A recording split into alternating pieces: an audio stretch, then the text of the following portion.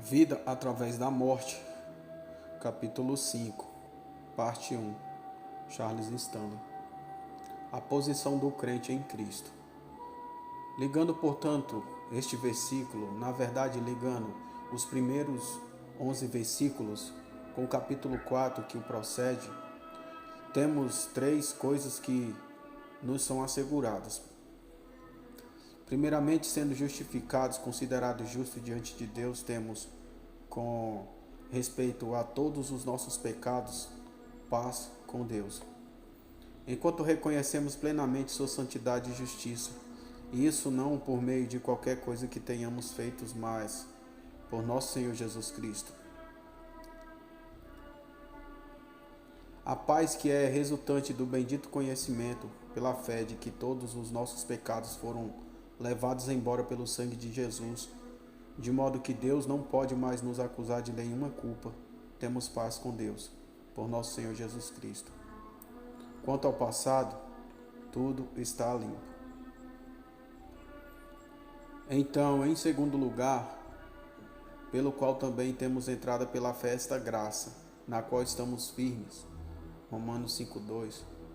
Entramos pela fé no pleno e desimpedido favor de Deus.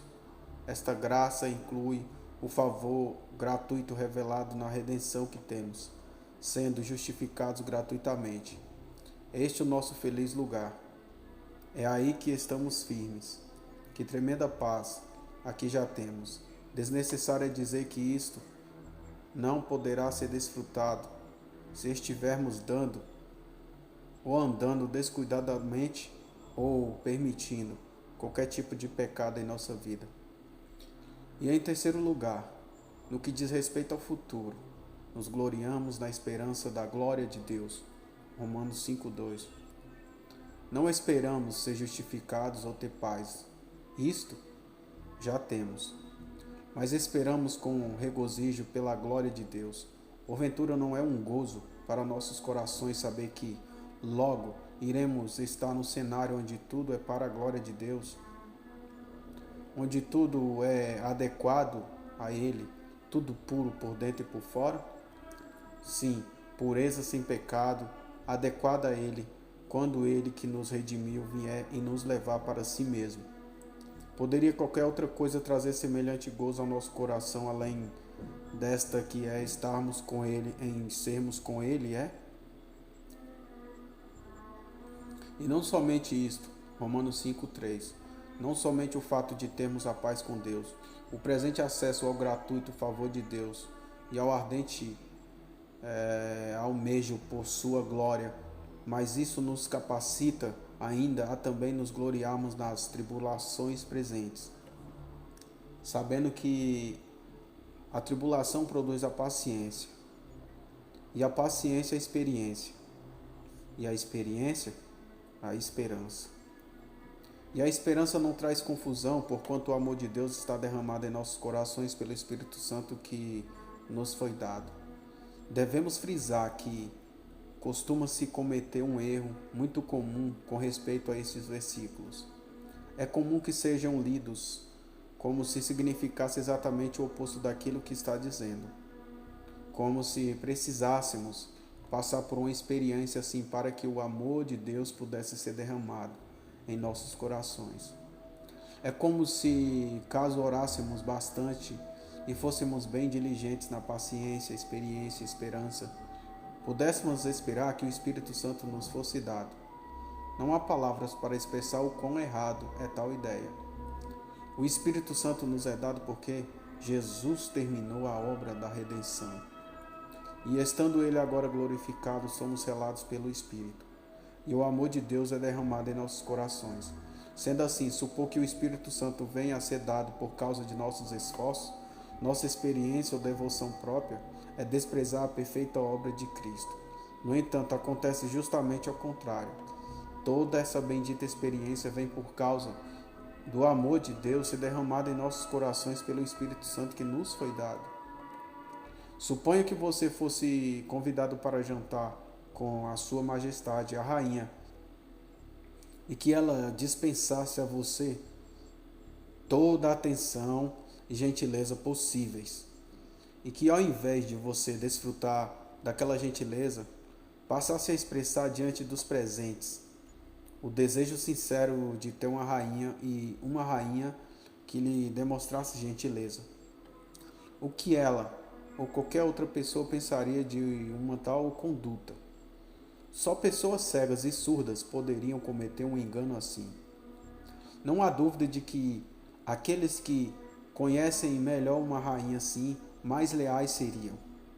E aqueles que sabem que o amor de Deus é derramado em seus corações pelo Espírito Santo que lhes é dado, irão amar a Deus mais ainda e terão essa bendita experiência por causa daquilo que já receberam dele. O que dizer do que é espiritualmente cego e surdo que nada pode perceber do amor de Deus para conosco, ou de como ele é derramado em nossos corações, mas que acaba transformando essa passagem em legalismo, pensando e dizendo que Deus nos amará enquanto nós o amarmos, que quanto mais amarmos a Deus, mais ele nos amará. Tal pensamento encontra-se na raiz de uma grande parcela do vão esforço que é o de buscar santidade no homem. Muitos ficariam surpresos se vissem isso colocado de forma nua e crua. O que você diria de ter que se esforçar para tornar sua carne santa, a fim de que Deus pudesse amar você?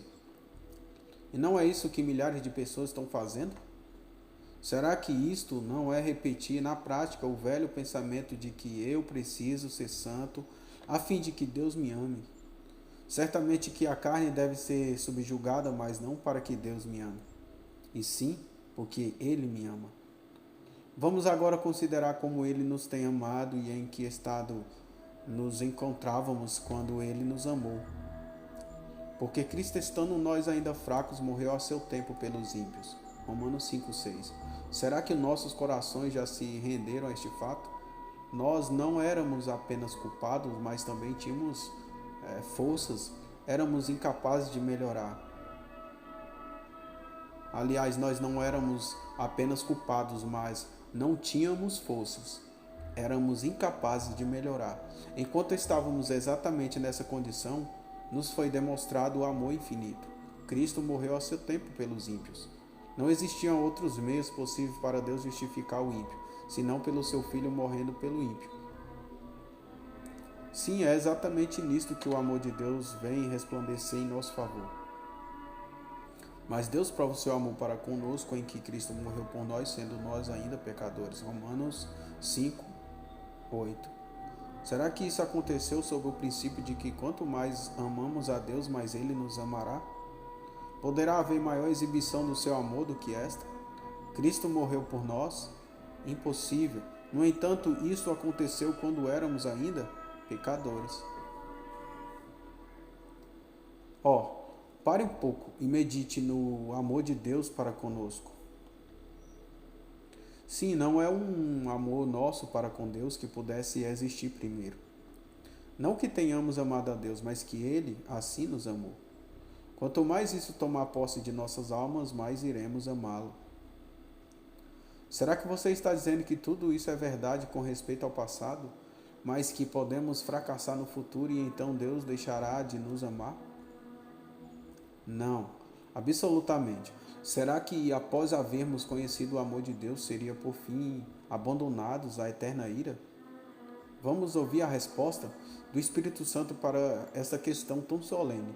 Se Deus dispensou de tal modo o seu amor para conosco, a ponto de, quando ainda éramos pecadores, Cristo haver morrido por nós, logo muito mais agora, sendo justificado pelo seu sangue, seremos por ele salvos da ira. Romanos 5,9. Preste bem atenção. Sendo justificado pelo seu sangue é algo que nunca muda. Não se trata de termos sido justificados uma vez pelo seu sangue e precisarmos ser justificados novamente. Mas sendo justificados é algo que sempre permanece. Seu sangue é sempre o mesmo diante de Deus, tendo feito expiação por todos os nossos pecados.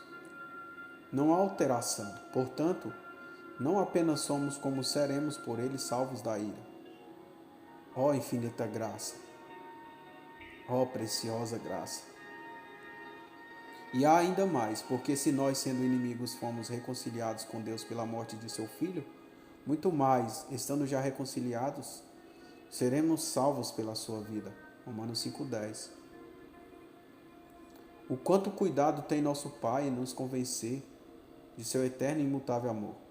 Pense só nisso. Toda a obra expiatória para nos reconciliar com Deus foi feita pela morte de seu Filho. Deus foi glorificado. Todos os nossos pecados foram transferidos para Cristo e levados por Ele, quando éramos ainda inimigos, e agora somos justificados de todas as coisas, redimidos para Deus, feitos filhos seus. Aquele que nos reconciliou por sua morte vive para servir, para lavar nossos pés, para salvar-nos até o fim, por seu sacerdócio e mediação, se porventura falharmos. Muito mais, estando já reconciliados, seremos salvos pela sua vida. Romanos 5,10. Esta certeza, quanto ao futuro, remove agora qualquer impedimento para o pleno gozo de coração em Deus. Não apenas temos essa certeza de sermos salvos até o fim por sua vida, mas também nos gloriamos em Deus por nosso Senhor Jesus Cristo, pelo qual agora alcançamos a reconciliação. Romanos 5:11. Isto encerra toda a questão quanto aos nossos pecados. Deus é absolutamente justo no modo como tirou os nossos pecados pela morte de seu Filho. Eles foram colocados sobre o substituto expiatório. Em infinito amor para conosco, quando éramos ainda inimigos sem nenhuma força. Aquele que um dia levou os pecados sobre seu próprio corpo está ressuscitado de entre os mortos para nossa justificação. Estamos justificados e temos paz com Deus. O amor de Deus é derramado em nossos corações pelo Espírito Santo que nos foi dado. O amor de Deus é a justiça de Deus. O amor de Deus e a justiça de Deus estão plenamente reveladas e demonstradas em reconciliar-se a si mesmo pela morte de seu Filho. Nossa libertação futura e salvação pátrica de toda ira é algo absolutamente certo. No que concerne ao pecado, recebemos em nossas almas o pleno efeito de tudo isto. E ó maravilhoso privilégio! No que diz respeito a todos os nossos pecados, nos gloriamos sem detença em Deus. A salvação provém inteiramente de Deus e nós o conhecemos ao ponto de nos gloriarmos em Deus, nos regozijarmos nele, em tudo o que ele é.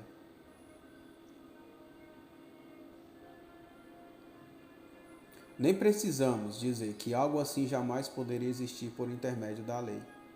Mesmo que a lei pudesse nos ter justificado dos pecados passados, o que era impossível, quem é que poderia permanecer sob sua própria responsabilidade quanto ao futuro e se gloriar em Deus, regozijar-se nele? Ninguém.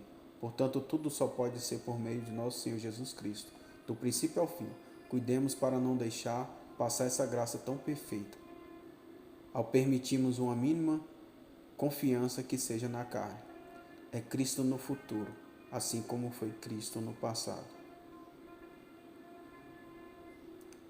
Vida através da morte, capítulo 5, fim da parte 1.